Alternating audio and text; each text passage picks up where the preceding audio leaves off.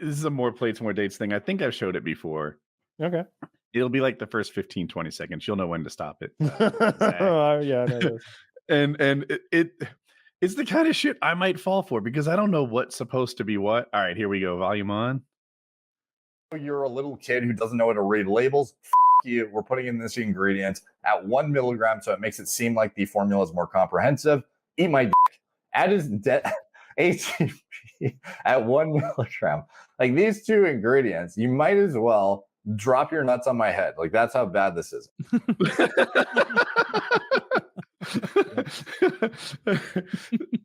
But I don't know. I see it's in there and think it's Dude, in there. I used to buy all of the snake oil.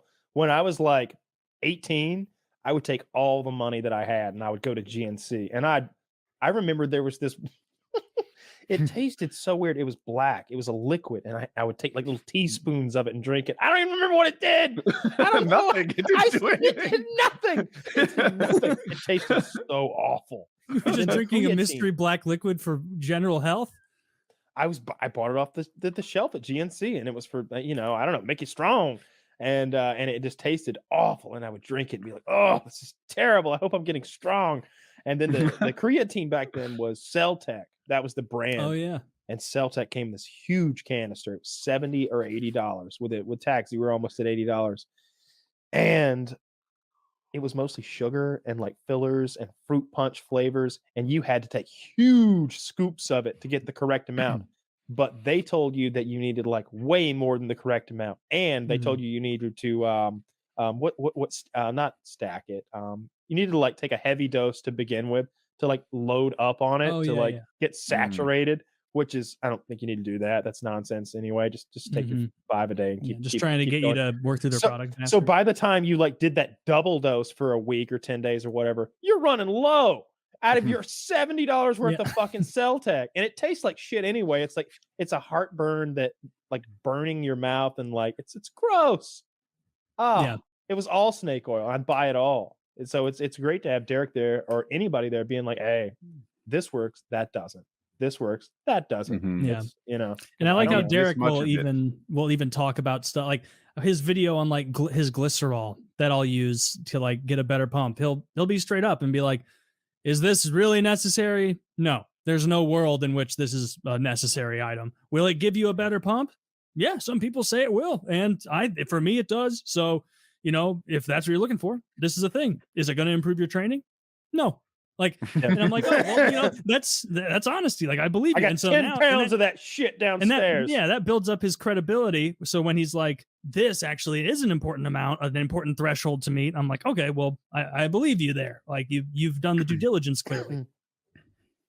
No, I like his content a lot. He's been on Rogan at least once, right? Or is it twice now? Twice, I think. Nice. Hopefully a third one coming up soon. I saw Kamaru Usman, by the way, all right, for Taylor's benefit, Kamaru Usman, one of the scarier human beings on the planet. What weight class is that? Is that 190? 170, the Nigerian Nightmare.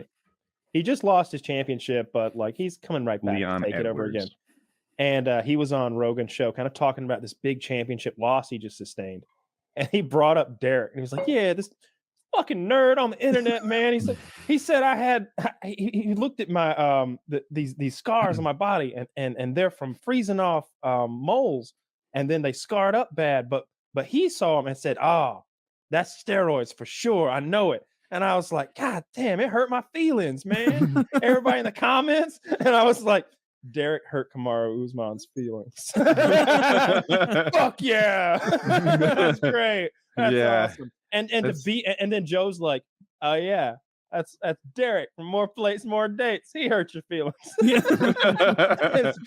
It's so great that Joe like shouted it out or just like, had the answer right there. He knew. Oh yeah. So I mean, if you think about the Joe Rogan world, like I don't really listen to his show, but like all the, workout science tech, like supplement thing, like who would be better as a guest than someone Derek's like a tremendous guest, like, because Joe's always coming up against that thing when he's talking about athletics, sports, anything that might be performance enhancing adjacent, where he doesn't have that hard data, that expert analysis, and Derek can jump in and be like, he tested for that? Oh, he tested for that? Well, bullshit. Nobody in his position would ever take that. And if they did, they'd never take it without this. Oh, he tested for this. Case closed, then he's guilty. It's like, that's it. He knows. He's like John Jones. Yeah, he took a gas station dick pill and that happened. And Derek's like, well, he was caught for 6 things at the same time. And he like had his whole USADA test results memorized. And it was like, yeah, he just very guilty. That was not in a way a gas station dick pill. Yeah, Derek's great. They need to just allow steroids in the UFC. Is there an argument in favor of that? Is anyone taking that mantle? I think most people think that if the sports involved hurting each other, performance enhancing drugs are a bad idea. Where's Vitor fighting now? For it. Where's he at now? Still fighting? Is he in bare knuckle? He's TRT again. He's huge. TRT tour or whatever they call it. The reason I'm asking is because and Oberheim too.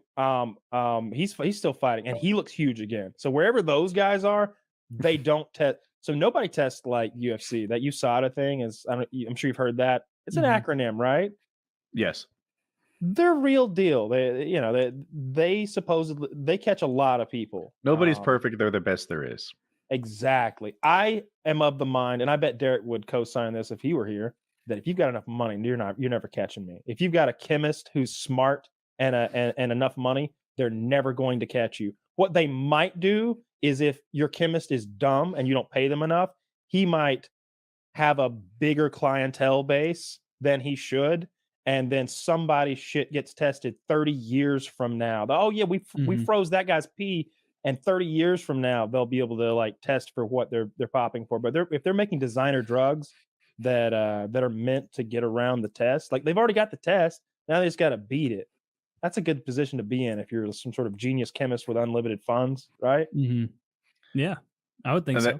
My understanding is, although the genius chemist is something I've heard before, when I hear the fighters talking about dodging USADA, they talk about the travel schedule. They're like, yeah, you go train in Thailand, you go train in whatever, somewhere else it's a pain in the ass to get to, and the testers don't find you.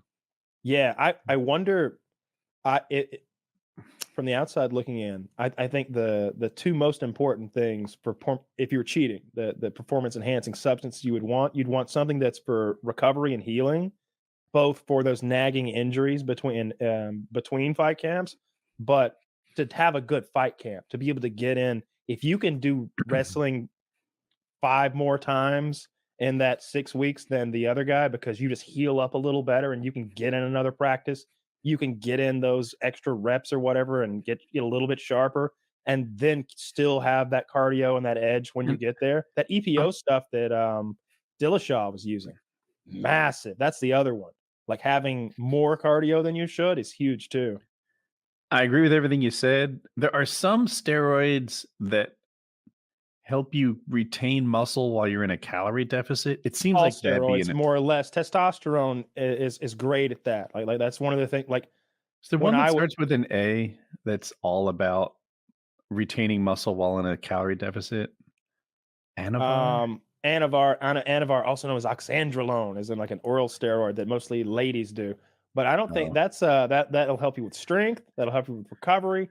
Not necessarily with it'd be like a plateau buster more than anything. But then I must be thinking of the wrong thing. Anyway, but just having the enhanced testosterone when you go into a cut, when your body will hang on to that muscle a lot better than it normally would, because if you start starving your body, it starts burning that muscle for. I guess it's easier to burn than fat.